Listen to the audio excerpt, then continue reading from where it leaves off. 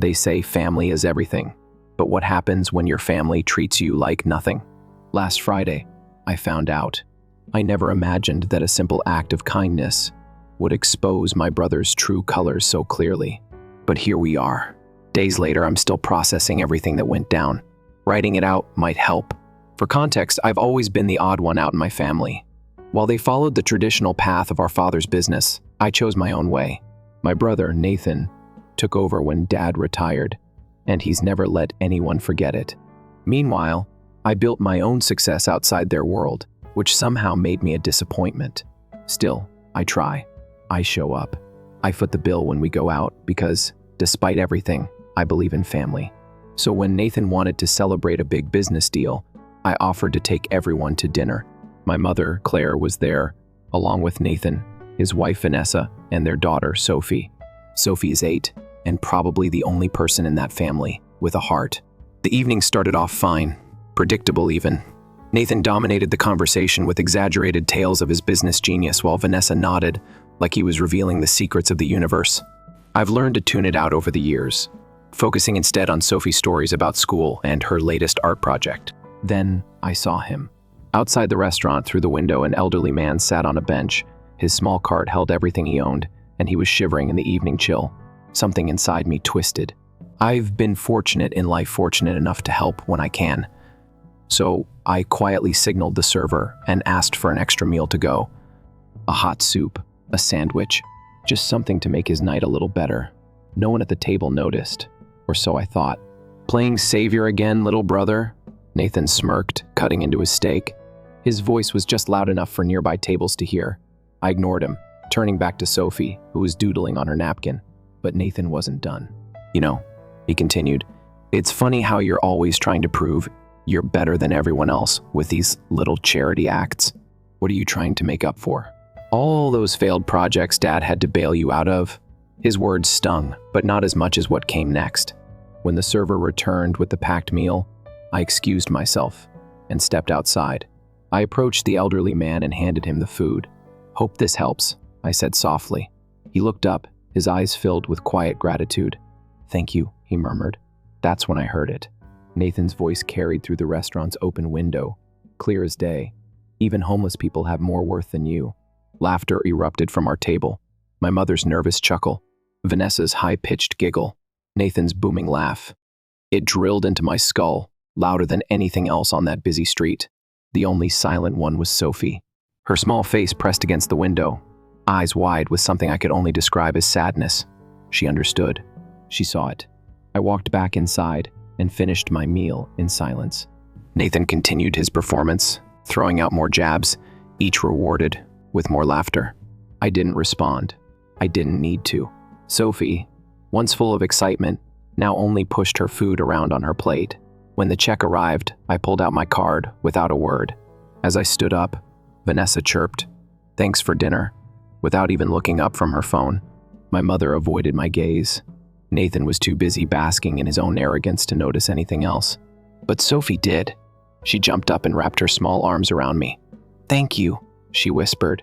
I held her tight for a moment before gently setting her back down. I placed my card on the table and said only, "The bill's paid. I need to go." As I stepped outside, I glanced through the window one last time. Nathan rolled his eyes, probably launching into another joke about my dramatic exits. What he didn't know was that I had already started making calls. I had ignored things for too long. Nathan thinks worth is measured by how much you can take from others. He's about to learn just how wrong he is. I didn't go home after that dinner. I needed air, space, time to think. Instead, I drove aimlessly, headlights cutting through the night, my brother's words echoing in my mind. Even homeless people have more worth than you. Nathan had always been cruel, but this felt different, sharper, more intentional. He wasn't just mocking me, he was testing how much he could get away with. And the worst part, the rest of my family let him. But Sophie hadn't laughed. That small detail stuck with me as I pulled into my apartment's parking lot. It wasn't much, certainly nothing, compared to Nathan's sprawling estate, but it was mine, built with my own work, my own choices, and right now, it felt like the only thing in my life that was real. I didn't sleep much that night. My mind was already turning, piecing together fragments of thoughts I'd ignored for too long. Nathan wasn't just an arrogant jerk, he was reckless. And reckless people made mistakes. By morning, I had a plan. I started with the one person who would know the truth, Eliza. She'd worked with my father for years, handling legal paperwork and finances for the family business. If anyone had noticed something off, it would be her. I sent a quick message. "Can we talk? Something's been bothering me." Her reply came within minutes. "I was hoping you'd ask." That wasn't the response I expected. An hour later, we were on a call. Eliza didn't waste time. "I was wondering when you'd stop ignoring the obvious," she said, voice tight. "Your brother's been covering up financial discrepancies for years." My stomach tightened. "How bad?" A pause. Then, "Bad?" She walked me through the numbers, the records she'd been compiling. At first, it had been small, rounding up invoices, shifting minor amounts between accounts. But over time, the pattern grew more obvious. Shell companies, consulting fees paid to businesses that didn't exist, millions siphoned away, piece by piece, disguised as expansion costs. Every time Nathan had needed money, I had helped, thinking I was supporting our father's legacy. But in reality, I had been funding my brother's greed. And that wasn't even the worst part. "He's not just stealing from the company," Eliza continued. "He's playing with people's livelihoods, pensions, retirement funds. He's pulling money from places he has no business touching." A wave of nausea hit me. The elderly man outside the restaurant the same night I bought him dinner, Nathan had transferred a substantial sum into an offshore account. Money that should have gone to employees who had given decades to our family's business. I gripped my phone, knuckles white. "How long have you known?"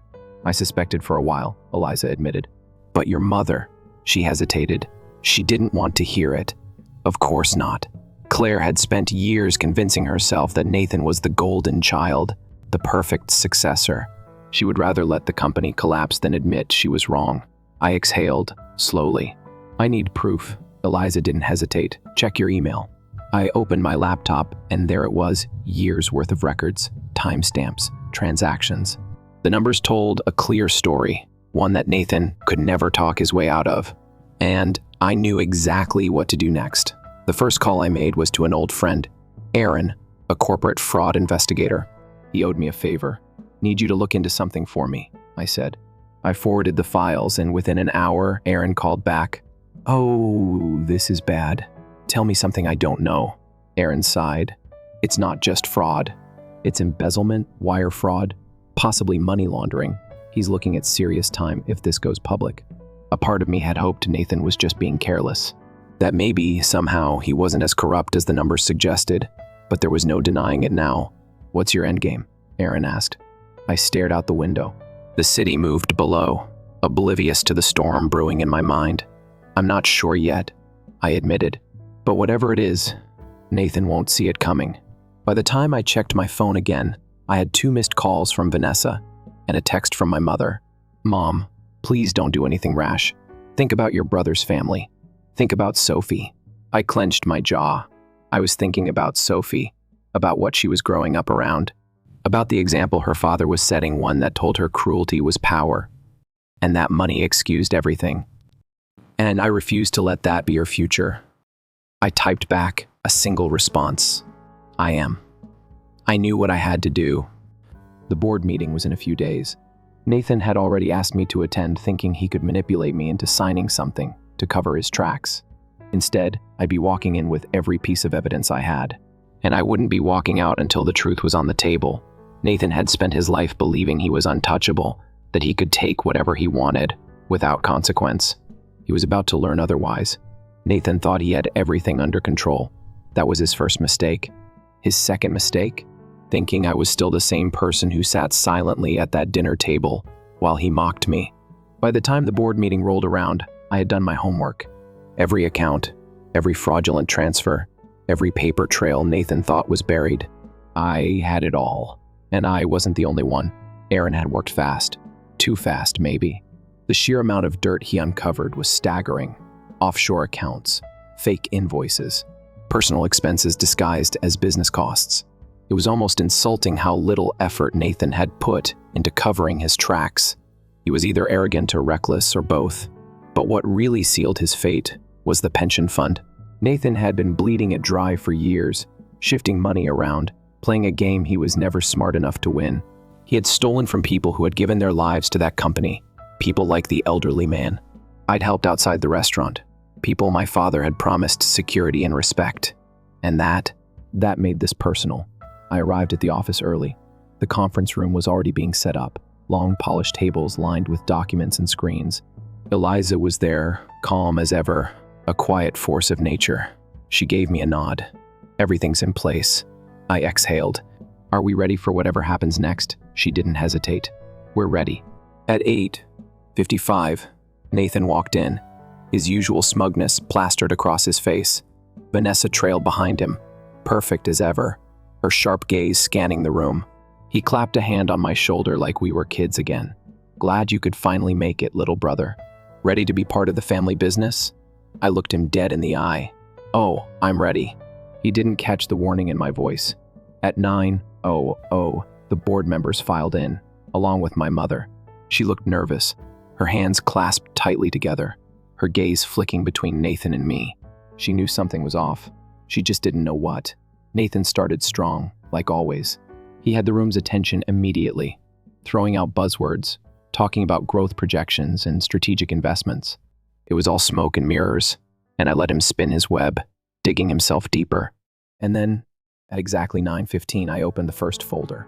Before we move forward, I said, sliding copies of the documents to each board member, there are some financial discrepancies we need to discuss. Nathan's smile faltered for the first time. What are you talking about? I ignored him. Eliza? She pulled up the first set of numbers on the screen. These are financial records from the past 3 years. They show repeated transfers to entities that don't exist, at least, not in any legitimate capacity. A murmur ran through the room. One of the older board members adjusted his glasses, studying the papers. What exactly are we looking at here? I leaned forward. You're looking at millions in stolen funds. Money that should have gone to employees, retirement accounts, pensions. Nathan's face darkened. This is ridiculous. Vanessa reached for her phone, probably to text someone, but I had already ensured there was no cell service in the room. No escape. I turned to Nathan. Would you like to explain the consulting fees paid to Maxwell Holdings? His jaw clenched. That was the first shell company he had set up, named after his college roommate. Sloppy. I don't have to sit here and listen to this, he snapped. He started to stand, but I wasn't finished. Then maybe you'd rather explain why the pension fund is missing over $4 million. Silence. Pure, absolute silence. I could hear the clock ticking, the air conditioner humming. The weight of those words crashed into the room like a tidal wave. Even Vanessa stiffened, her perfectly composed mask slipping for just a second. She hadn't known about that part. Nathan swallowed hard, but before he could spit out whatever excuse he was scrambling for, Eliza spoke again. There's more.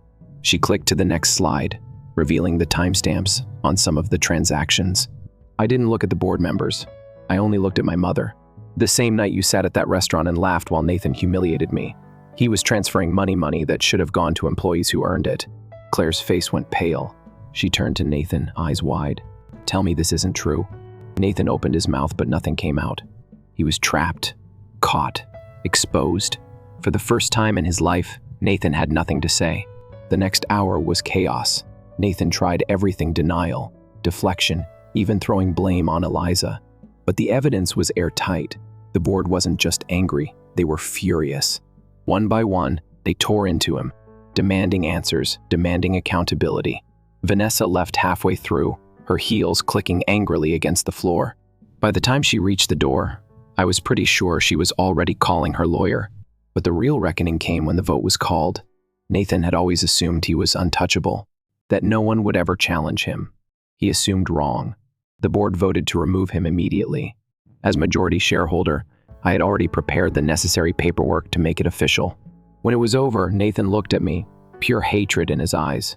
You think you've won? He spat. You think this makes you better than me? I met his gaze without flinching. No, Nathan. This just makes me not you. Security escorted him out. After the meeting, my mother stayed behind. She sat in silence, staring at the table, her hands trembling slightly. You knew, didn't you? I finally asked. Not all of it, but enough.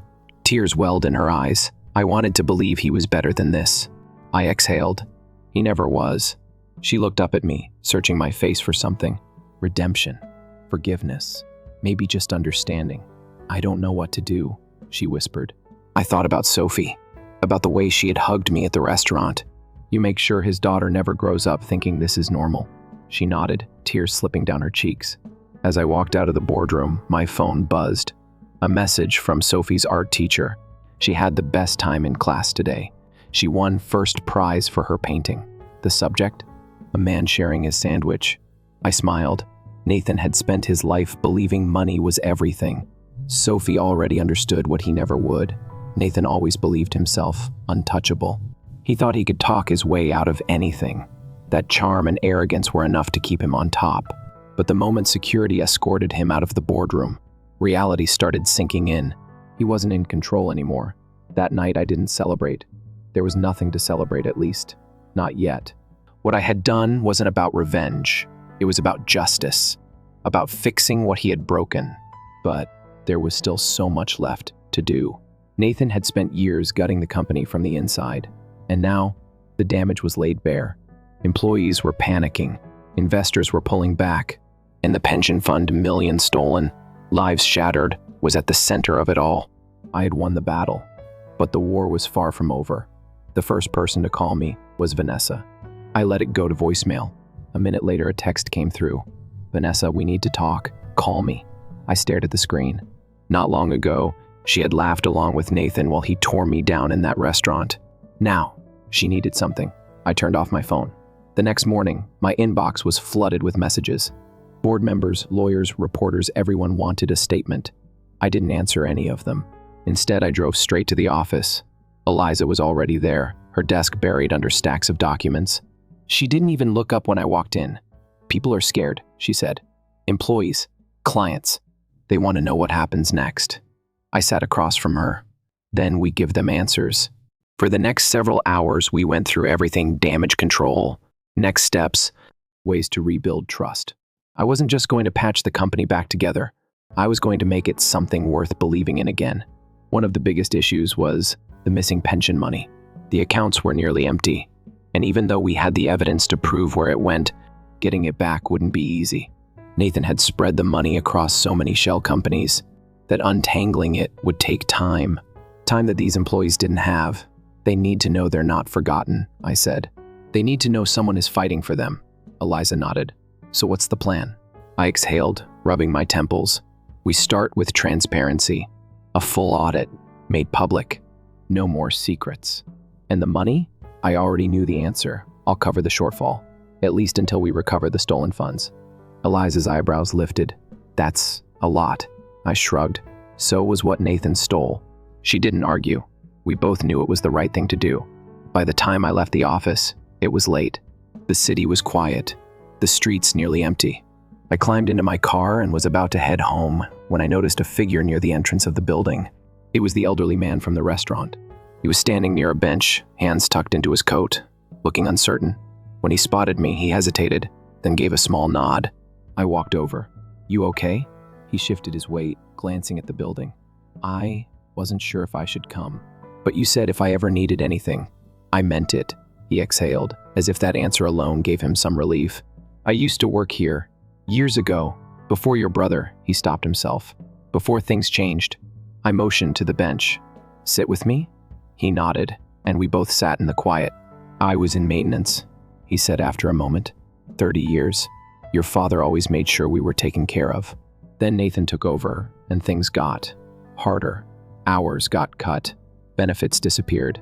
And one day, I wasn't needed anymore. His voice was calm, but there was something beneath it. Something bitter. I lost everything after that, he continued. My house, my savings. Thought I'd be okay. Thought I'd get another job, but he shook his head.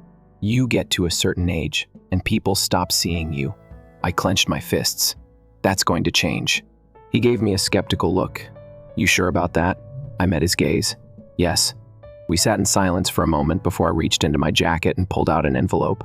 This is for you, your pension, with interest. His hands trembled as he took it. You don't have to, I do, I said firmly. Because it's yours. He swallowed hard. Thank you. I nodded. And I could use some help. His brow furrowed. With what? Rebuilding. I looked toward the office. I need people who care about this company, people who understand what it was before Nathan turned it into something ugly. He was quiet for a long time. Then, finally, he nodded. "I'd like that," he said. So would I. That night, as I finally lay in bed, exhaustion pulling at me, my phone buzzed again. Another message from Vanessa. "Vanessa, I'm filing for divorce." I stared at the screen. Not entirely unexpected. Nathan had built his world on lies, and now that it was crumbling, everyone was jumping ship. But the message that came next was the one that made me sit up. "Vanessa, I think you should see something. Call me." I debated ignoring it, but something about the way she worded it made me pause. With a sigh, I dialed her number. She picked up on the first ring. "I wasn't sure if you'd call." "What do you want, Vanessa?" There was a pause. "Nathan's been hiding money." I froze. "Go on." "He's been planning for this. He knew it would catch up to him eventually. I found accounts offshore, ones he never told me about. He thought I wouldn't notice, but I did." I sat up, adrenaline wiping away my exhaustion. "Can you prove it?" "I already sent the files to your email." I opened my laptop and pulled up the documents. There it was, every account, every hidden stash. It wasn't just enough to cover the pension fund. It was more, much more. Vanessa sighed on the other end of the line. "I know you don't like me. I don't blame you. But if there's one thing I hate more than you, it's being lied to." I smirked, despite myself. "Welcome to the club." She let out a short laugh. "You're not as insufferable as I thought." High praise. A pause. "Then, what are you going to do with the money?" I leaned back in my chair, staring at the numbers on the screen. "Make things right." Nathan thought he was untouchable. Tomorrow, he'd learn just how wrong he was. Nathan had always lived like consequences didn't apply to him. He spent his entire life believing he was too smart, too powerful, too connected to ever face real accountability. But he had never faced someone willing to fight back. By the time the sun rose the next morning, I had everything I needed to bring him down for good. Vanessa's files were a gold mine: hidden accounts, offshore transfers, names of people he had done business with. It was proof that Nathan had been preparing for disaster long before I exposed him. He knew this day was coming. He just never thought I'd be the one waiting for him when it arrived. I called Aaron first. "You're not going to believe what I just got my hands on," I said. 20 minutes later, he confirmed what I already suspected. Nathan had laundered money through multiple fake companies, setting up accounts under alias names. This wasn't just corporate fraud anymore. This was a federal crime, and I was going to make sure he paid for every cent of it. The first move was to notify the board. I scheduled an emergency meeting, forwarding them the documents and letting them see the truth for themselves. Most of them had already distanced themselves from Nathan after his removal, but this was something else entirely. By the time I arrived, the room was already buzzing with tension. "Is this real?" one of the senior members asked the moment I walked in. I nodded. "It's real." A younger board member shook his head. "If this gets out, the company will finally be free of him." I interrupted. "This isn't about bad press. This is about righting a wrong." Silence settled over the room. And then, one by one, they nodded. Eliza stood. "Then let's finish this." Next, I called my mother. She answered on the first ring. "Benjamin." Her voice sounded exhausted, like she had aged a decade overnight. "You need to see something," I said. I sent her the documents while we were still on the call. I didn't say anything as she scrolled through them. The silence stretched, heavy and unbearable. Then, finally, she whispered, "How could he do this?" "He always could," I said. "You just never wanted to see it." I heard her sharp inhale, like I had struck something deep, but I didn't take the words back. She had spent years ignoring who Nathan really was, covering for him, excusing him, and now she had to face it. "Mom, listen," I continued, my voice softer now. "This is going to get worse before it gets better. You need to stay out of it. Let me handle this." She hesitated. "I don't know how." I closed my eyes. "Then start by making sure Sophie never ends up like him." That, more than anything, seemed to break her. "She won't," she promised. Now, all that was left was Nathan. I didn't have to find him. He found me. My office door burst open around noon. Nathan stormed in, looking wild, his usual polish gone, his shirt wrinkled, hair disheveled. The moment I saw him, I knew he had finally realized how deep in trouble he was. "You son of a..." I held up a hand. Before you finish that sentence, you should know that every word out of your mouth right now is being recorded." He froze. His nostrils flared. His jaw clenched so tight I thought his teeth might crack. I gestured to the chair across from me. "Sit." He didn't move. I shrugged. "Fine. Stand. But you're going to listen." I turned my laptop around, showing him the files Vanessa had sent. His eyes flicked over the screen, his face going from red to pale in seconds. "I have everything," I said. "Every account, every transaction, every lie." Nathan let out a short, breathless laugh, but it wasn't amusement. It was pure panic. "You think you're smart?" "No, Nathan," I said, leaning back in my chair. "I think I'm thorough." His hands curled into fists. "You have no idea what you're getting into." "I think I do." I folded my arms. "See, I spoke with Aaron. Turns out, money laundering is a serious crime, especially when it involves offshore accounts. You're looking at federal charges, Nathan. Real prison time." His mask cracked. For the first time, I saw it fear. "This doesn't have to go that far," he said quickly. "You want money? Fine. Take it. Walk away." I laughed. "You still think this is about money?" Nathan stared at me, uncomprehending. He had spent his whole life believing power and wealth solved everything. He couldn't understand that, for me, this was about something bigger. "This is about the people you screwed over," I said. "People who worked for Dad, who gave their lives to this company while you treated it like your personal piggy bank." Nathan scoffed. "Spare me the hero act. You want to know the difference between us?" I asked. "I don't need to pretend to be the good guy. I just need to make sure you finally get what you deserve." I slid a document across the desk. Nathan glanced down at it. "What is this?" he muttered. "Your confession," I said. "Sign it. Admit to everything. In exchange, I'll make sure the feds go easier on you." His jaw clenched. "And if I don't?" I leaned forward. "Then I let them find out the hard way." He stared at me, breathing hard. He was trapped, and he knew it. For years, Nathan had controlled every situation he walked into. He had manipulated, lied, and bullied his way to the top. But now, he had nothing, and it was killing him. Seconds passed, then minutes. Finally, with shaking hands, he picked up the pen and signed. When he was done, he shoved the paper toward me. "I hope you choke on this." I smiled. "That's the thing, Nathan. I don't need to." Because his fate was already sealed. By the time the authorities got involved, everything moved quickly. Nathan was taken in for questioning. Investigations were launched. The media had a field day. I stayed quiet through all of it. My job wasn't to make noise.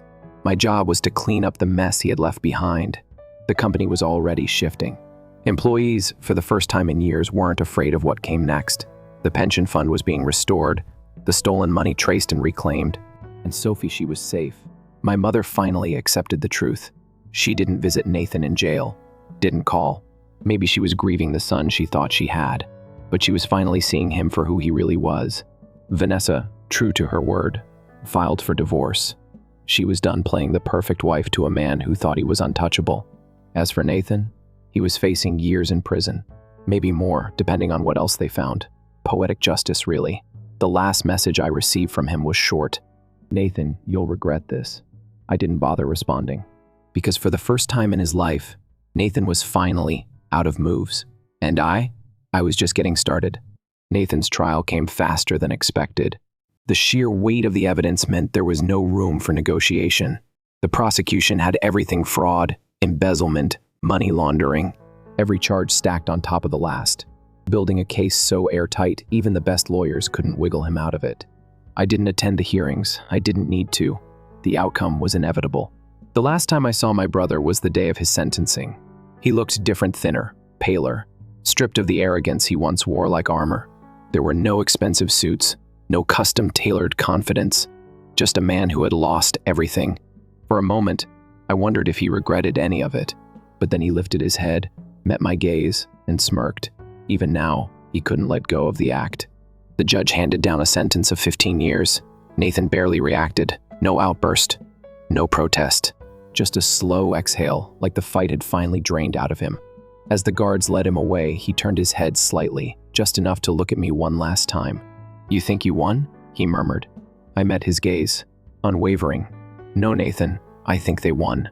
He didn't have a response to that. And then, he was gone. Nathan's downfall sent ripples through every part of our lives. The company, the family, even the social circles he once thrived in, everything changed. The business, once teetering on the edge of collapse, was finally stabilizing. Restoring the pension fund was my first priority, and with Vanessa's documents, we reclaimed most of what Nathan had hidden. Every former employee he had cheated was repaid in full. I refused to take his position as CEO. That wasn't what this had ever been about. Instead, I restructured the company into an employee-owned corporation. The people who had built it would now own it. When I announced the change, the room went silent. Then, one by one, people started clapping. Real, honest relief. For the first time in years, they had hope. That was the moment I knew I had done the right thing. My mother took the longest to adjust. For weeks after Nathan's sentencing, she was distant, lost in her own world, as if trying to rewrite the past in her head. One night, she showed up at my apartment, eyes red-rimmed, clutching a small box. "I found this in your father's things," she said, setting it on the table. I opened it carefully. Inside was a letter, my father's handwriting. "Benjamin, I know you feel like you don't belong in this family, that you've chosen a different path, but that's not a weakness. It's your strength. Nathan has always wanted power, but you understand responsibility. That's what makes a leader, not a title. No matter where life takes you, never forget that." I swallowed hard, my throat tight. "He knew," I whispered. She nodded. I think deep down I did too. I just didn't want to see it. For the first time in years, my mother truly looked at me not as a disappointment, not as the son who had walked away, but as the one who had done what needed to be done. "I'm sorry," she said, voice breaking. I didn't answer right away. Instead, I reached for her hand. "So am I. Maybe we couldn't change the past, but we could learn from it." Vanessa moved on faster than I expected. Once Nathan was out of the picture, she wasted no time rebuilding her life. She got the house in the divorce, along with a sizable settlement thanks to the evidence she had turned over. We weren't friends, but there was a strange sort of understanding between us now. We had both seen Nathan for what he truly was, and in the end, that counted for something. She sent me a final message before leaving the city. "Vanessa, I don't expect us to ever get along, but for what it's worth, thank you." That was enough. And then there was Sophie. Out of everything that happened, she was the one person I refused to let get lost in the wreckage. She moved in with Vanessa's sister after the divorce, which was the best thing that could have happened to her. Away from the toxicity, away from the lessons Nathan would have taught her, I set up a trust fund in her name, the money Nathan had hidden, repurposed for something good. It would cover her education, her dreams, her future. One afternoon, I got a call from her. "Uncle Ben?" she asked, her voice small. "Yeah? Can I show you my new painting?" I smiled. "Of course." She sent me a picture. It was a familiar scene, two figures on a park bench, one handing the other a sandwich. I stared at it for a long time, warmth spreading in my chest. "I love it, Sophie." "Thanks," she said, then hesitated. "Do you think Dad is mad at me?" I sighed, choosing my words carefully. "I think your dad made a lot of bad choices, but none of them are your fault." There was silence, then a small, relieved exhale. "Okay. Hey," I added, "you ever need anything, you call me, okay?" "I know," she said, and this time she sounded sure. Nathan had spent his whole life trying to shape the world into something he could control. But in the end, the only thing that mattered, the only thing that lasted, were the things he never understood. Kindness, integrity, worth. Final reflections. A month later, I found myself back at the same restaurant where everything had started. The table was different, the company better. This time, I wasn't with family. I was with people who had fought alongside me, employees who had dedicated their lives to the company, and one more person. The elderly man from that night, the one Nathan had mocked, now had a seat on the board. He wasn't a nameless face in the cold anymore. He was a respected voice in the company. We talked about plans for the future, about rebuilding. And as we left, I spotted a familiar face, one of Nathan's former golf buddies, wiping down tables. I didn't say anything. Sometimes, karma takes its time. And sometimes, it arrives exactly when it's supposed to. Story 2. My spouse chuckled. This loser will be parenting someone else's child without even realizing it. I grinned. However, I was already aware of how to stop it. She kicked down the door of my flat this morning while crying. I need to get this off my chest, but I never imagined I'd be publishing here. Disposable account for clear reasons. I'm 34-year-old Tucker. I've been married for 5 years to Lori, who is 32. We're not wealthy. I manage a little construction company. At a corporate office, she works in human resources. Life was good. We made it work, albeit it wasn't flawless. Owned a little rental home of our own. Twice a year took road trips. Typical stuff. 3 months ago, everything was different. I was working on my project car in the garage. Nothing fancy, just an old Mustang. Lori and her friend Gemma were drinking wine and getting rowdy, as they usually do at their Friday get-togethers, when I heard them on the back porch. I heard my name, but I wasn't trying to listen in. Tucker is a complete moron. Lori's speech was a little slurred, working all those additional hours for the baby money. He won't even realize he's raising someone else's child. My hands froze on the wrench. Gemma's cackling laugh followed. Oh my God, you're terrible. Does William know? Of course he knows. He's been helping me practice for months now. I sat there, oil on my hands, heart pounding. William, her coworker, the one who kept showing up at office parties with his wife, Harlow, always standing just a little too close to Lori. I didn't storm out there. Didn't make a scene. That's not how you win these things.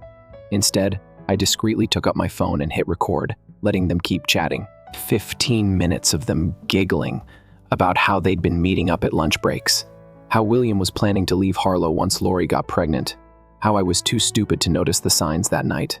I acted normal, kissed her hello, asked about her day, watched some Netflix, but internally I was taking inventory of all the red signs. I'd overlooked the new passwords on her phone, the girls' evenings that kept running longer and later, the unexpected interest in coming to the gym at unusual hours. Classic stuff, right? The next week was awful, but I kept my poker face, purchased a paternity test kit online. Not for any existing kid, mind you, but so I'd have it ready. Started recording everything. Time she arrived home late. Screenshots of our bank statements indicating strange lunch expenses. Photos showing her car parked at yoga class when she was purportedly at work. Then came the breaking point. Last night, Lori announced she was pregnant. 2 positive tests. She leaped into my arms, screaming ecstatic tears, chatting about nursery colors and baby names. I played along, held her hard, told her how thrilled I was. "You're going to be such a fantastic dad," she remarked. And I believe I saw something in her eyes. Smugness, maybe. Or guilt. I waited till she fell asleep, then sat in the garage with a drink, planning my next step. That's when I got a text from Gemma, of all people. "Congrats, Daddy." The arrogance made me chuckle. They genuinely believe I'm not stupid. Here's the deal. I'm not a pushover who's going to cry over it or do something foolish. I've got a plan. Already talked to a lawyer, paid in cash, another town. Been documenting everything, moving money around lawfully, setting up my departure strategy. Lori thinks she's so brilliant, playing house with William while I work extra for the baby money. Little does she know, I'm going to burn her whole charade to the ground. The finest aspect? She has no idea. I know. Walks around our house arranging the nursery, giving me paint swatches, talks about our future. Meanwhile, I'm getting ready to demolish everything she thought she could steal from me. Next update will probably be once I get things in motion.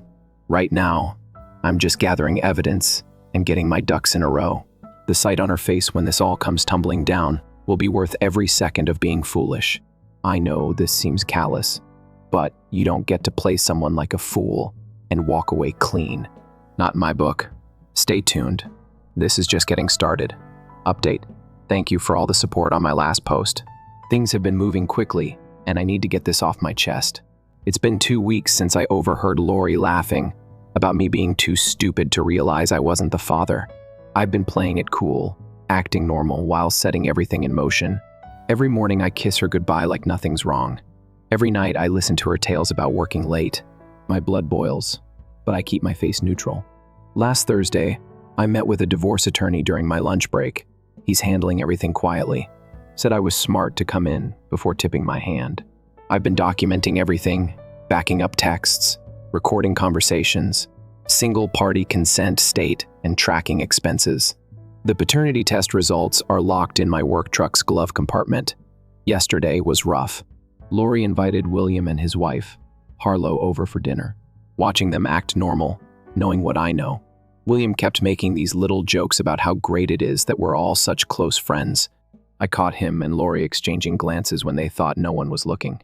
Poor Harlow was totally clueless, showing us pictures of their kids on her phone. The breaking point came when Lori put her hand on William's shoulder while serving dessert, just casual enough to seem innocent. But I saw red. I excused myself to the bathroom and splashed cold water on my face. Not yet. Everything has to happen in the right order. This morning, I transferred my latest paycheck to a new account Lori doesn't know about. Been doing that for 2 weeks now. Nothing unlawful, just protecting what's mine. The apartment lease is signed, paid 3 months in advance. Basic furniture gets delivered tomorrow. I've slowly been moving important documents and irreplaceable items to a storage unit. The actual bomb drops tomorrow during the family BBQ. Lori's parents always hold one during Memorial Day weekend. Everyone will be there. Her sisters are pals, William and Harlow. Lori had been fretting about it all week, probably because William's coming. She doesn't know I've been chatting to her parents, called her mom last week, voice trembling, and told her I needed help regarding something important. Meet them for coffee when Lori was working late. Showed them everything, the test results, the SMS texts I'd recovered, bank statements suggesting dubious transactions. Her dad went quiet. Her mom started weeping. They're devastated, but standing with me tomorrow. They're helping me set the stage. The plan is straightforward. During the BBQ, Lori's mom is going to inquire about grandkids, as she always does. But this time I'm not laughing it off. This time, I'm saying something that will make Lori panic. Just a quick note regarding some fascinating medical outcomes from my recent exam. Nothing direct, but enough to make her sweat. I know Lori. She'll pull William away to frighten out her sister Gemma, who helped me acquire copies of their texts. We'll be watching. She's bringing Harlow to the kitchen immediately as it happened. Perfect moment for Harlow to overhear everything. It sounds calculated, because it is. They assumed I was some dumb man who wouldn't figure it out, but I've spent 2 weeks preparing every aspect. The divorce papers are ready. The evidence is structured. The new flat is waiting. I should feel horrible about coordinating all this. But after hearing her joke about me parenting another man's baby, after witnessing her lie to my face every day, I don't feel anything except ready tomorrow. Their lovely little lie breaks apart. Let's see who's laughing then. Update, I just heard Lori on the phone with Gemma worrying over what to dress tomorrow. She has no idea. Gem has been helping me keep repeating she wants things to be perfect, since William and Harlow will be there. The BBQ starts at 2 p.m. BY sunset. Everyone will know the truth. I'll update tomorrow once everything goes down. Thanks for letting me rant. Having the space to write things out has helped keep me calm these last weeks. Update 2. First of all, thank you everyone for the encouragement on my past postings. Shit truly hit the fan this week and I need to get this off my chest. Remember how I suggested setting things up quietly? Well, the dominoes started falling just as planned, but even I wasn't prepared for how intense things would get. It started Monday morning. I had already transferred most of my belongings to the new apartment, leaving only enough clothes and necessities at our house to keep up appearances. Lori was still ignorant, spending her evenings messaging William while pretending to be working late. I waited until wife departed for work, then had my attorney file the divorce papers. Timing was everything. By midday, Lori was blowing up my phone. I'm talking 47, missed calls in 3 hours. I kept screenshots of everything. The furious voicemails, the threats, the quick pivot to pleading. But I adhered to my strategy, only replying through text, keeping everything documented. Then came the showdown at my parents' place. I had asked both our families around for supper, presumably to share some significant news. Lori arrived up unannounced, mascara pouring, shouting about how I was attempting to ruin her life. She really hurled her phone at me as I calmly took out the paternity test results. My mom, who had been sensing something was wrong for months, just sat there with this expression of pure contempt on her face. The finest aspect? William's wife, Harlow, was present too. My sister's friend Tiny was watching Lori's expression when Harlow stepped in was priceless. Turns out William had been telling Lori the same bogus lines he'd used on 2 other ladies before her genuine winner. That dude. "You foolish bastard," Lori yelled, coming close in my face. "You have no idea what you're throwing away. We could have been happy raising another man's kid while you two laughed behind my back," I added, glancing at her. "That joyful?" She attempted to strike me. I grabbed her wrist. The room fell quiet. "It's funny since I told her that you believed I was a simpleton who couldn't figure it out. However, I have bank statements, recordings, texts, and more. William, your lover, he has been stealing from the business. HR is now investigating both of you. Lori lost her job this morning. It turns out that you are utilizing company and sleeping with your married coworker, corporate. America doesn't like it when you take the time to plan your lies." After clearing out their joint accounts, William's wife moved in with her sister. He has been threatening to sue me over the phone, but my lawyer merely chuckles. Everything is documented for us. This is where things get even better, though. Remember Lori's buddy Gemma, the one who helped her hide everything? Her spouse, Colby, is my best friend's brother. It was very interesting showing him the messages where his wife helped plot this whole affair. Another marriage bites the dust. The fallout has been nuclear. Lori's family won't talk to her. Her pals are selecting sides. She showed up at my apartment this morning, kicking and shouting at my door about how I'm killing her life. Security footage recorded the whole affair. Another piece of proof for the restraining order I'm submitting tomorrow. But I'm not done yet. See, Lori doesn't know about the second batch of mails I uncovered. The ones that reveal this isn't the first time she's performed this scam. And when such come out during the divorce procedures, well, let's just say her reputation in this town will never recover. Some individuals have messaged wondering whether I feel awful about how hard I'm hitting back. Honestly, no. She and William planned to make me raise another man's child. Laughing at what an idiot I was. They deserve every ounce of retribution coming their way. Tegan, my attorney's paralegal, has been fantastic through all this. Just saying, I'll update when the divorce process commences.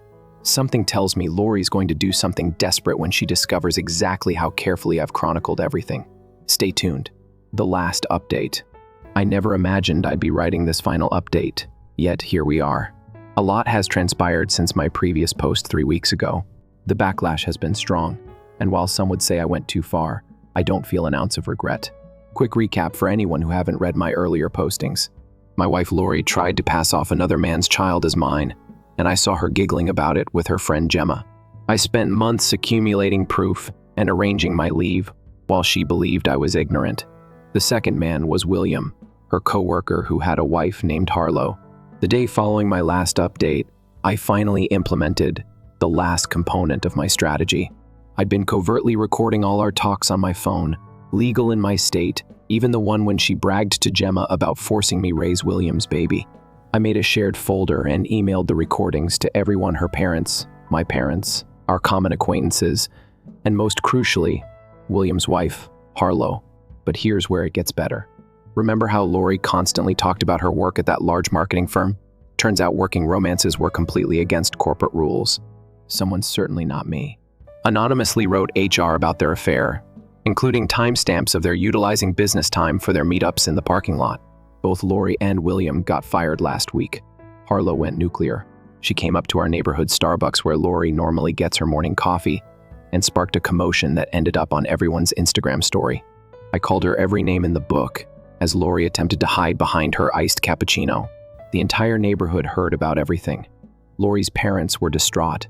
Her dad, who'd always treated me like a son, came to visit me privately. He showed me communications where Lori had been pestering them for money, alleging I was violent and controlling. When I showed him the tape of her joking about the paternity hoax, he broke down. They've cut her off altogether. The divorce is moving nicely since I have everything recorded. My lawyer thinks she doesn't have a leg to stand on, especially with the proof of her planning to conduct paternity fraud. She tried to claim half of my funds, but joke's on her. I'd already lawfully transferred most of stuff. William's life isn't any better. Harlow booted him out and wrote about his adultery on Facebook, identifying their whole friends network. His brother controls the firm that provided him his last 3 jobs. Guess who's not receiving any more family favor? Last week, Lori showed up at my place at 3 a.m. completely. She was yelling about how I wrecked her life, how she's living in her vehicle, because no one will take her in. Gemma ghosted her after I uncovered their chats concerning the paternity plan. Even her cousin Tegan, who she felt would always have her support, banned her number after viewing the proof. She attempted to play the victim, weeping about how she made one mistake, and I'm being harsh, one error. She spent months preparing to lure me into parenting another man's child while insulting me behind my back. She was going to steal years of my life, my money, and my chance to create my own family. The finest aspect? I recently started seeing someone new. She's sincere, honest, and thinks Lori is totally bonkers. It's remarkable how different it feels to be with someone who genuinely appreciates you. Lori still doesn't grasp it. She left a phone yesterday stating I'm cruel for making her lose everything. But here's the point, I didn't make her do anything. She opted to cheat. She opted to lie. She decided to chuckle about tricking me. All I did was disclose the truth. She's right about one thing, though. I don't feel horrible. Not even a tiny bit. She attempted to take my future, my opportunity at having my own family, and years of my life.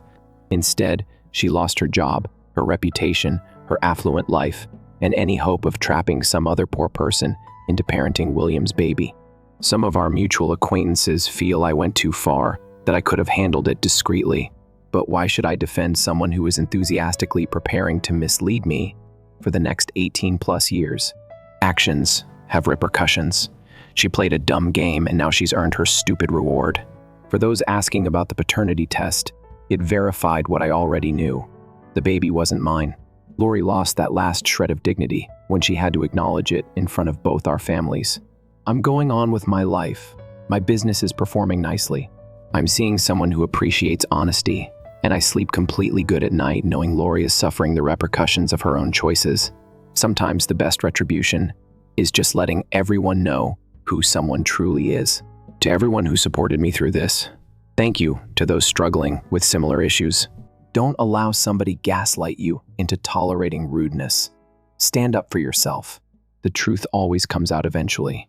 And Lori, since I know you still frequent Reddit, I hope that chuckle was worth it. Story 3. My mother-in-law and wife made fun of me. Like a dog to a bone, he clings to me. After the house is in my name, I'll dump him. I said nothing, but the court gave her nothing today. There were 26 missed calls on my phone. I need to get this off my chest, but I never imagined that I would be one of those men writing here. I'm still absorbing everything that happened yesterday. A little backstory. For 3 years, I, Vincent, 34M, have been married to Harper, 31F. Our goal has been to purchase our own home. Additionally, we have been receiving assistance with the down payment from her mother, Poppy, 55F. You know how it is, but I should have recognized the warning signs sooner. Love renders you foolish and blind. Everything began the previous weekend. I was up on our rental's roof repairing some shingles that had been broken during the last storm. I would rather do it myself than wait weeks for our landlord to do it because he is worthless. I had almost finished when Harper's vehicle pulled up.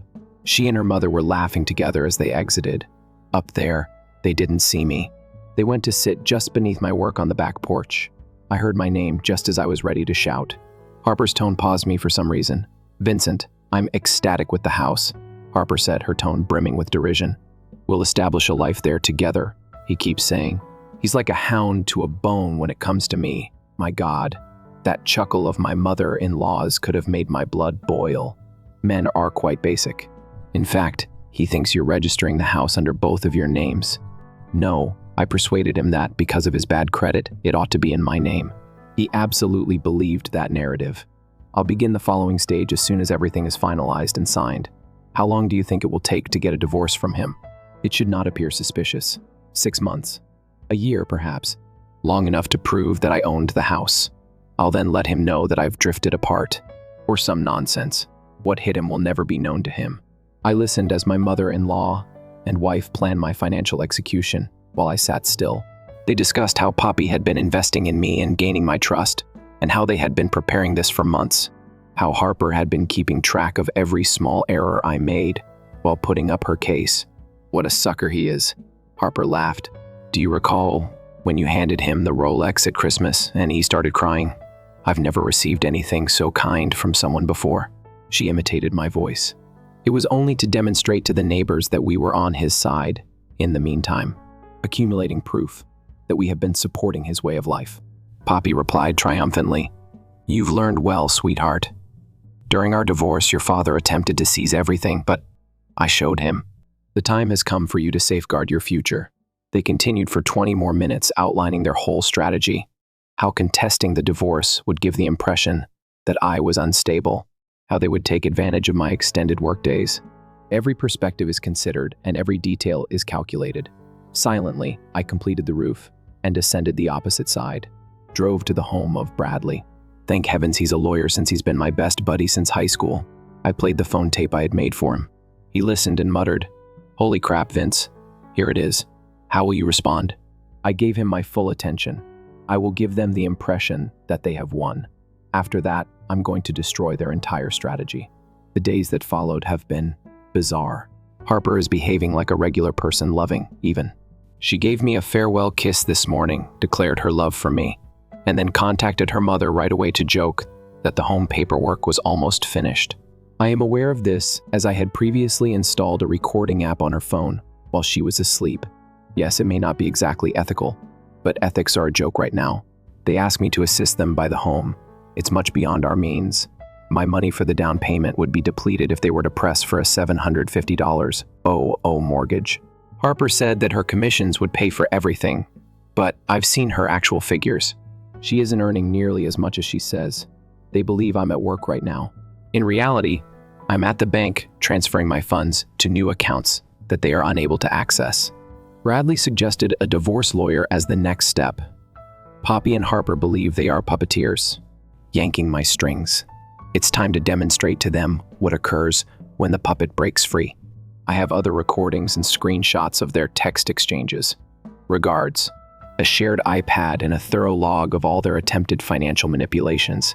However, I haven't moved yet. Next week, the house documents should be available. They believe I'm going to give Harper all the paperwork. They're going to be surprised, boy. When things get going, I'll provide an update. I need all the advice I can get right now. Is it bad of me to comply? Shall I go up to them now? The need to blow this whole thing up in their faces is part of me. However, Bradley asserts that patience will ultimately provide more benefits. I'm done playing their puppet anyway. Update. I appreciate all of the comments on my previous post. It didn't explode up the way it did. Yes, I have been recording everything, for those who are curious. 2 weeks have passed when I overheard Mill Poppy and my wife Harper conspiring to defraud me of the house transaction.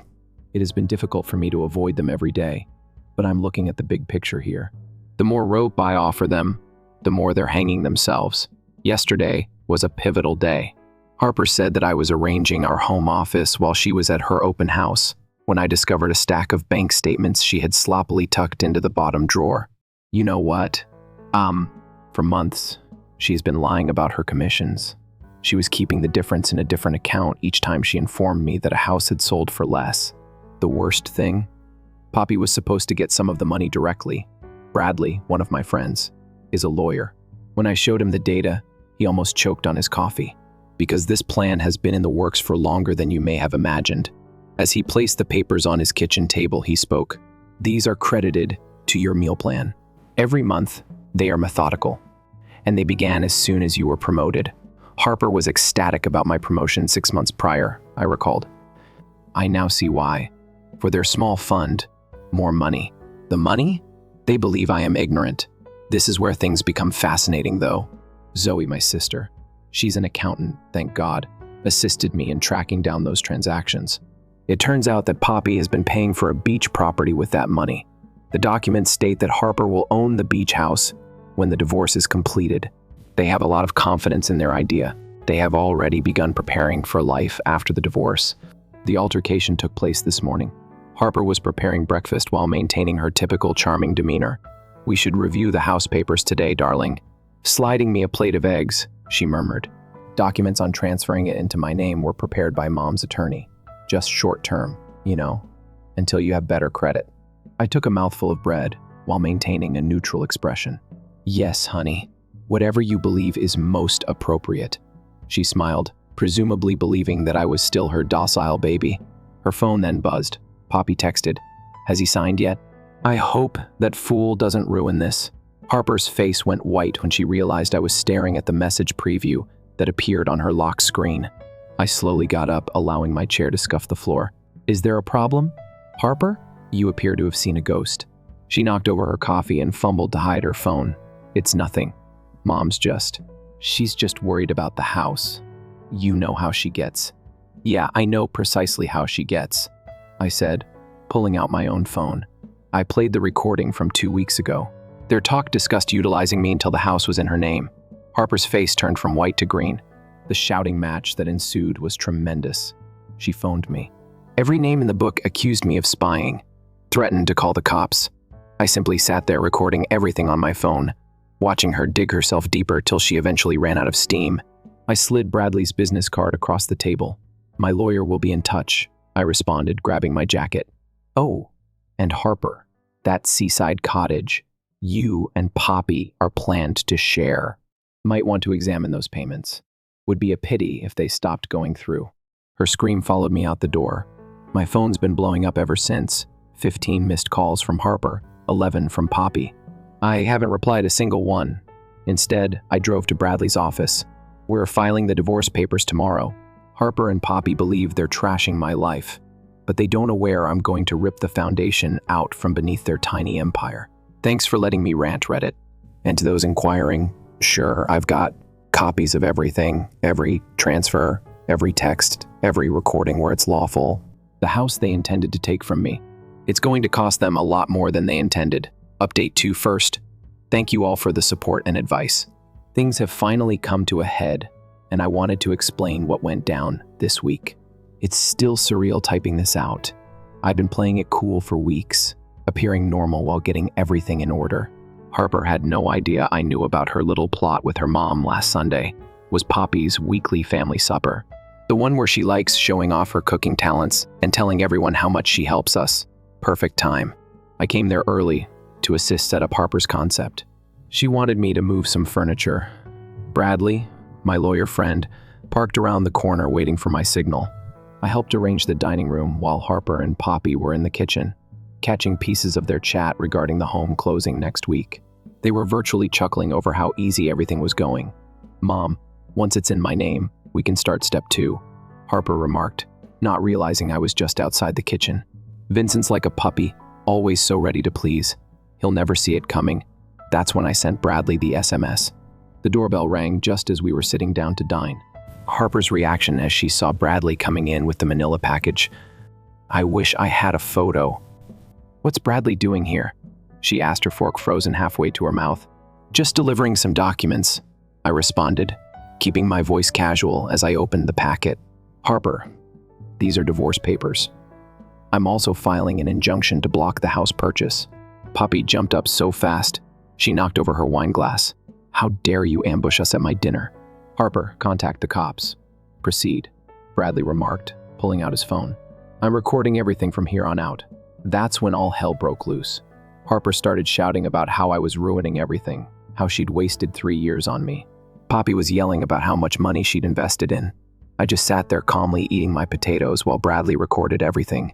"You ungrateful piece of trash," Poppy screamed, her face turning red. "After everything we've done for you," I finally put down my fork. "You mean after everything you've done to me?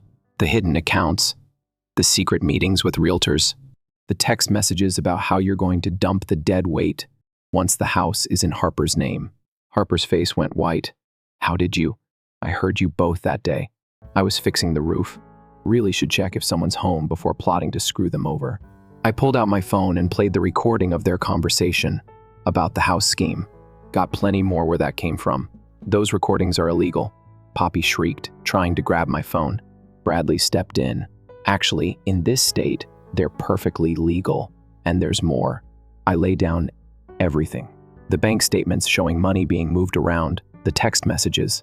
I'd recovered the consultation with a real estate board member about Harper's ethical violation with each piece of evidence. Harper appeared to shrink in her chair, while Poppy became louder and more frantic. "You can't prove anything," Harper finally snapped. "It's your word against ours, essentially," I said, bringing out one last document. "It's your words versus yours. Remember that notarized statement you prepared about how you were the loan purchaser of the house due of my lousy credit? Turns out my credit score is higher than yours. Been like way for years. Want to explain it to the judge?" Poppy surged across the table, sending plates smashing to the floor. I'll destroy you. I have connections. Mom, stop. Harper grabbed her arm. He's taping everything. I stood up, smoothing my jacket. Bradley, I guess we're done here. Harper, you may have your lawyer contact mine. However, you might want to find your own spot for it. I've already informed the housing complex about removing you from the lease. As we went out, Poppy was still shouting threats while Harper had slumped in her chair, mascara dripping down her cheeks. My phone started blowing up before we even reached the car. 26 missed calls in the first hour alone. The following several days have been mayhem. Harper's been begging me to rethink and threatening to destroy my life. Poppy's reportedly been phoning everyone we know, weaving some tale about how I'm attempting to take their money. Here's the problem, though. I've got everything documented. Every lie, every plot, every manipulation. The hearing is next week, Bradley said. With the evidence we have, it's pretty much open and shut. Harper's broker is already raising concerns about her license renewal, and Poppy's connections don't appear so impressive in the light of day. I'm staying with my sister Zoe. For now. My stuff is in storage, and I'm really sleeping better than I have in months. It's like a weight has been lifted. Sure, some people are believing their sob tale, but the ones who count know the truth. To everyone who advised me to believe my instinct and acquire proof. Thank you to those who stated I was paranoid. Well, sometimes paranoia is simply strong observation abilities. I'll update after the hearing. Something tells me Harper and Poppy aren't done trying to spin things their way, but for once, I'm not scared. Amazing how confident you can be when you have the facts on your side. Told or served divorce papers at Mill's dinner party exposed their strategy with substantial proof. Chaos ensued. Court date next week. The last update. Hey Reddit. It's been 3 weeks since my previous update. And holy crap, what a roller coaster. Grab your popcorn because Karma finally shown up and she's an incredible beast. Quick recap. Wife Harper and Mill Dog aimed to cheat me out of our house by placing it in Harper's name exclusively. I overheard them insulting me. Clings like a hound to a bone. Gathered proof and filed for divorce. Now for the beautiful, sweet finish. Remember how Harper constantly bragged about her real estate success? Well, turns out her greatest customer was actually her mom funneling deals to her through shell companies. I had Bradley, my legal friend, check more, and we found out Poppy had been fraudulently inflating Harper's commission statistics for years. The finest aspect? Poppy didn't only do this out of motherly affection. She was writing off these exaggerated commissions as company costs on her taxes. The divorce hearing occurred yesterday. Harper strolled in wearing her beautiful clothes, probably bought with my money, acting like she owned the place. That arrogant look evaporated fairly swiftly when Bradley started giving proof. You should have seen their expressions when he took out the tapes, Harper's voice plain as day. Once the house is in my name, we can push him out. He's too foolish to see it coming. Then, Poppy. Men like him are simple to persuade to soothe their ego. They will also sign anything. Harper went completely white. Poppy began to yell that the recordings were unlawful. They weren't. One-party consent governs our state. None of them were allowed by the judge. This is where things get even better, though. Harper worked at that upscale real estate agency, do you recall? While we were in court, Bradley had emailed evidence of her commission fraud to their compliance department anonymously. Harper's phone continued to ring. She was being fired in real time, it turned out.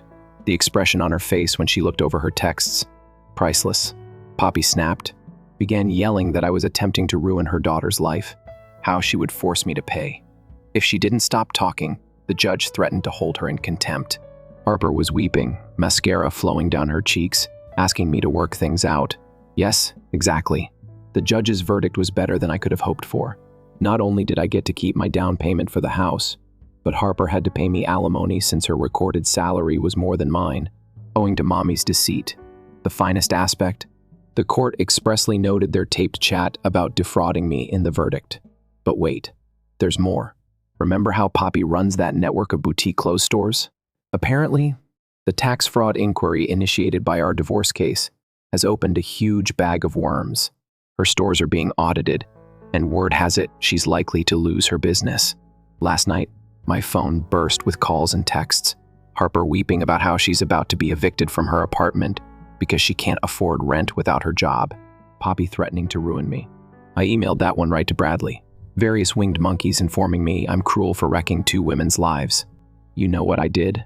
I got a pizza, opened up a beer, and blocked their numbers one by one. Then I phoned the realtor. Turns out that house we were intending to buy suddenly came back on the market at a lesser price. Guess who's making an offer tomorrow? This time it'll be in my name solely. The karma train isn't done yet. Harper's former co-workers are coming up with additional dirt about her unethical transactions. Poppy's other children, who she messed over years ago, are pursuing their own claims. Their whole house of cards is falling, and I'm just sitting back enjoying the show. Best part, I never had to do anything illegal or insane. Just gathered facts, stayed quiet, and let them destroy themselves with their own deeds. Sometimes retribution is best served by just letting karma do its course. Edit 1. Since people are asking, yes, Harper tried to break into my flat last night. Security cameras filmed everything, and she's now facing a restraining order. Keep digging that hole deeper, honey. Edit 2. Just got word that Poppy's main shop location is closing down. Next, Karma actually said, hold my beer on this one. Told her wife and Mill attempted to defraud me and ended up losing their jobs, facing legal difficulties and receiving precisely what they deserved. Don't play dumb games if you can't take stupid costs. Story 4. You would settle my family's obligations if you truly loved me. When her disguise came off, my fiancé said, I took the ring and left. The pestering began that evening. The best day of my life was when I proposed to Margaret. Yes, she said tearfully. It seemed like the beginning of everything when I got down on one knee at her favorite restaurant, the ring with diamonds. As I slided onto her finger, 3 months' worth of my income glitters in the dim light. Her hands shook. Mine did too. We had champagne to celebrate. Forever toasted. Informed our family over the phone. I was unaware at the time that I had set off a trap. It took 3 years to develop. In retrospect, I realize how meticulously Margaret had developed her character, how carefully she had concealed who she really was. She had been the ideal girlfriend for 3 years, frugal, understanding, and apparently happy with little dates and considerate actions rather than pricey presents. She had never put financial pressure on me or voiced any displeasure when I put in extra hours to save for our future. It was all a performance. The following morning began as if it were a dream. Margaret requested that we go to her folks so we could express our joy to them. Without hesitation, I agreed. Her family had always welcomed me, engaging me in holiday celebrations and asking me to Sunday dinners. What I had taken to be kindness had been calculated. I should have noticed the clues, the way her father used his eyes to list everything I owned whenever I came to visit, and the way her mother casually gleaned details about my income and savings by asking seemingly innocuous inquiries. One day, the siblings made a joke about my being their meal ticket. However, love causes you to ignore warning signs and instead paint them roses. We brought coffee and cakes to her parents' little 2-story house. For the first time, her mother gave me a hug and referred to me as her son. Her father gave me a very enthusiastic shoulder clap. I couldn't figure out why the air felt heavier in some way. We assembled in their living room, which had a fading couch, an antiquated TV, and family pictures on every wall. It was recognizable. I believed it to be secure. Then I became aware of an oddity. On the side table is a bottle of pricey champagne. They're wearing new outfits. Margaret siblings. I had never seen her mother wearing jewelry before. Little indications that there would be a celebration before we arrived. As if they had been anticipating this, preparing for it. When the first applause subsided, Margaret's father cleared his throat. He exchanged a glance with his spouse, a routine conversation. She gave a little nod. My stomach grew constricted. We should talk about expectations now that you'll be joining the family, he remarked. He spoke in a practiced, businesslike tone that was very different from his typical informal style. I nodded and grinned. I assumed he was referring to obligations, holiday rotations, and family get-togethers. He reached into the inside pocket of his jacket and took out a folded piece of paper. Not any old paper. It was typed and included computations in the margins, giving it an official appearance. With the assurance of someone who has practiced this moment several times, he smoothed it on the coffee table. I watched him move. A thorough financial list that includes predicted dates, interest computations, and payment plans. This was not an impromptu moment. This was carefully thought out. My throat became parched. These are the financial requirements of our family, he went on, as though talking about the weather. We count on you, Margaret's husband, to assist with them. The list seemed hazy in front of me. Repayment of a mortgage, individual loans, home remodeling, and a new vehicle. Margaret's younger siblings' college finances, medical expenses. There were more zeros than my yearly pay in the bottom total. I glanced at Margaret, waiting for her to chuckle and declare that this was some kind initiation prank. She didn't. Rather, I saw her whole attitude change. At a stranger, the kind and understanding girlfriend disappeared. Her grin intensified her eyes, and her stance straightened. I thought I recognized those eyes. Contained an object I had never seen before. Cold math. Complete certainty. The mask was fully gone. My chest tightened. Suddenly, the space felt cramped. Too warm. Isn't this a joke? To my own ears, my voice sounded far away. The practiced smile on her father's face disappeared. Do I appear to be kidding? You are in a nice living. You've saved money. About $58,000, according to our estimates. He was aware of the precise number. Had they possibly been keeping an eye on my account? For years, we've been fighting to provide Margaret with everything. It's your time to assist the family now. I got up because I wanted air, space, and realism. All of this is beyond my means. I've put money down for our future. For our kids. For a home. One day, Margaret's mom inquired. Her face was marked with disappointment. So self-centered, considering everything we've done to get Margaret ready for you. Get her ready for me. The language chilled me like she'd been bred precisely as bait. Margaret gripped my arm, pushed me back to the couch with unexpected vigor. Her wonderfully manicured nails bit into my flesh. Nothing like the sensible short nails she'd always maintained, stating they're just more practical for my job. Honey, we discussed this, she muttered, her voice honeyed, but eyes stern. Remember, you said you'd do everything for me, but we hadn't addressed this. Not once in our 3 years together has she conveyed this expectation, this weight. This had been her aim all along to secure the ring before disclosing the trap. No, we didn't. The words came out stronger than I meant. Her father rose up, then towered over me. His face flushed. You think you can marry my daughter without supporting her family? What sort of man are you? The question hovered in the air, harsh, accusing. What type of man was I? One who felt marriage meant constructing a life together, not paying off someone else's obligations. I love Margaret. I want to assist her, but I can't take on your financial duties. Her younger brother snorted from the doorway. Figured you'd be inexpensive. All that money and reluctant to share. Oh, what money? My little savings. My entry-level corporate wage that barely covered my college loans. I stared at Margaret, examined her face for the lady I fell in love with. The one who enjoyed modest dates, who talked about having a small wedding, who never appeared materialistic. She wouldn't meet my eyes. Margaret, may we chat privately? She followed me to the kitchen, her shoulders tense, arms folded. Did you know about this? She shrugged. Of course it's assumed when you marry someone, you marry their family. My heart hammered in my ears. Marriage involves supporting each other, developing our own family, not paying off your parents' mortgage. Her eyes narrowed. So you won't help. After everything they've done for me. For us, they've never done anything for me. The truth tumbled out before I could stop it. Her palm met with my cheek. The sting astonished me more than hurt. You're selfish. I thought you loved me. The words cut deeper than her palm. How had love become this transaction? This test of financial sacrifice? I do adore you. But this isn't about love. It's about utilizing me as an ATM. Her relatives came in the doorway. Had they heard everything?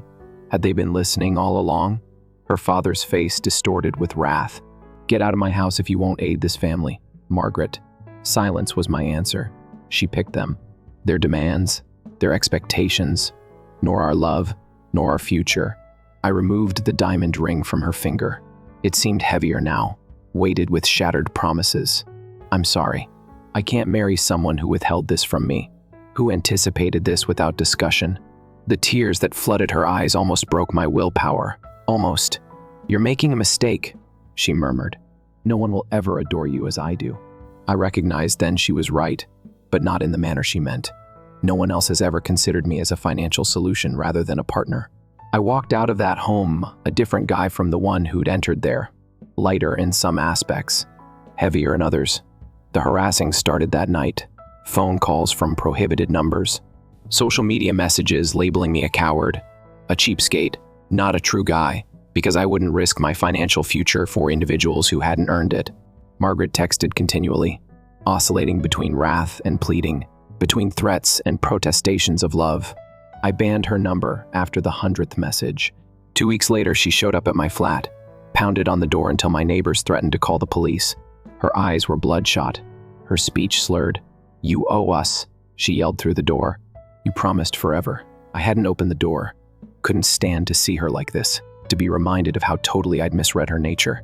The next day, I saw a lawyer regarding a restraining order. Started apartment looking in a different neighborhood. Changed my phone number. Ran from the life I thought I desired. Her family's financial demand list revealed at my office. Somehow, whispers followed me in the break area. Judgmental looks at meetings.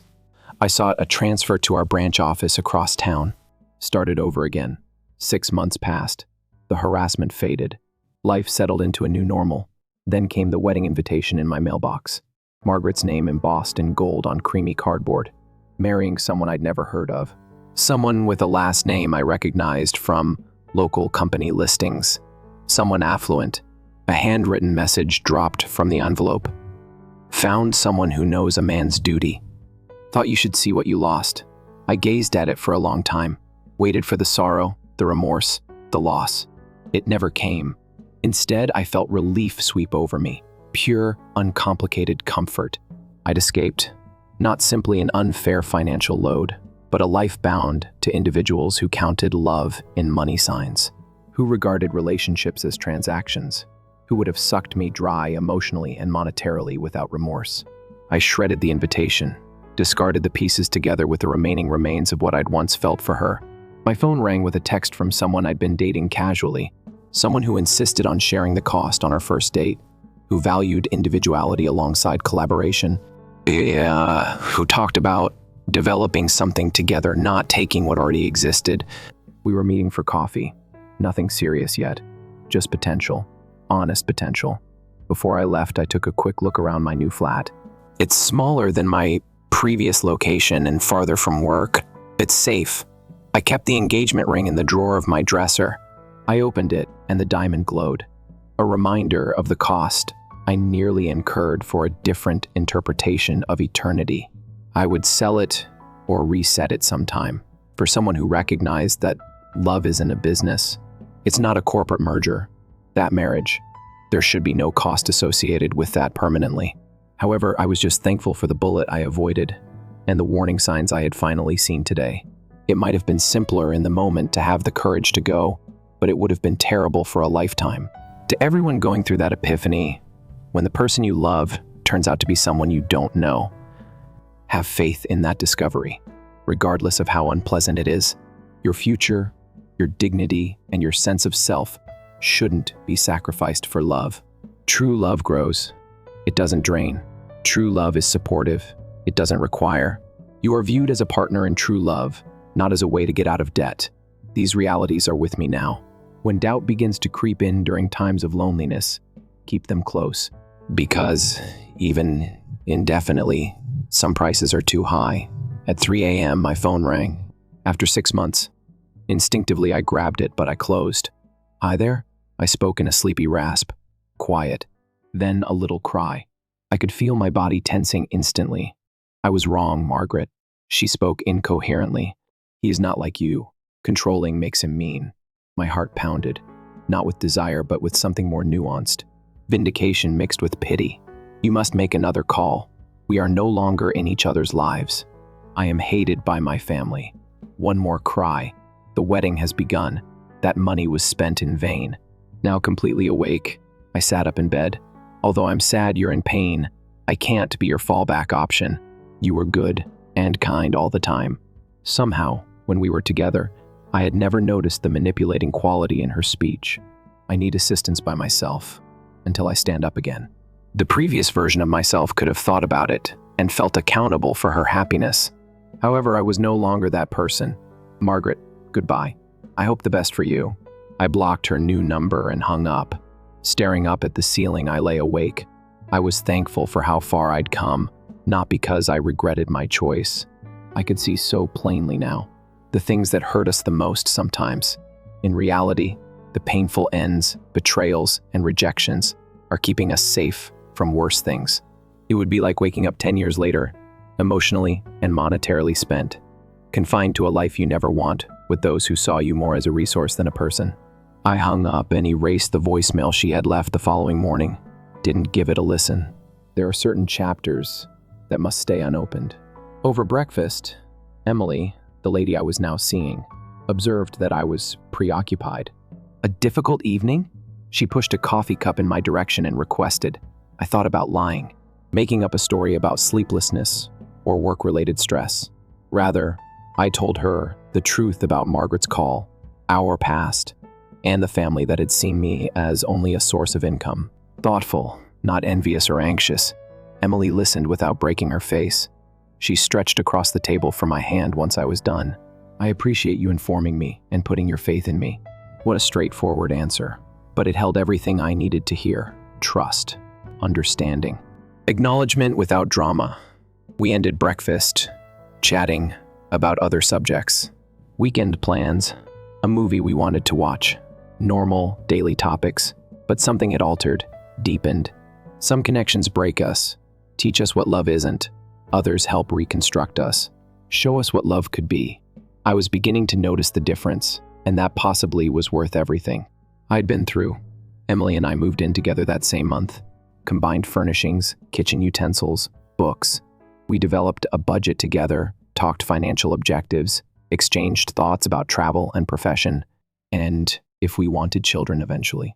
Conversations that flowed organically without manipulation or hidden expectations. One evening, her parents welcomed us for supper.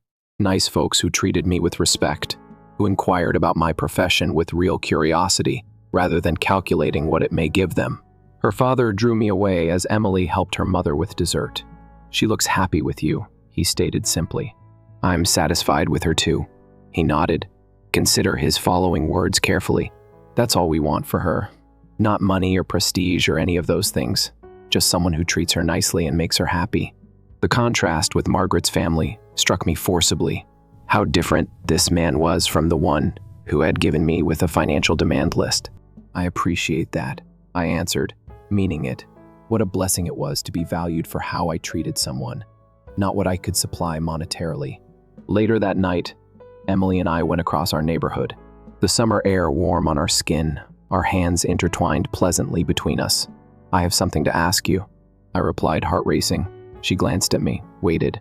"Would you be interested to meeting with a financial advisor jointly to speak about our long-term objectives, joint accounts versus individual retirements?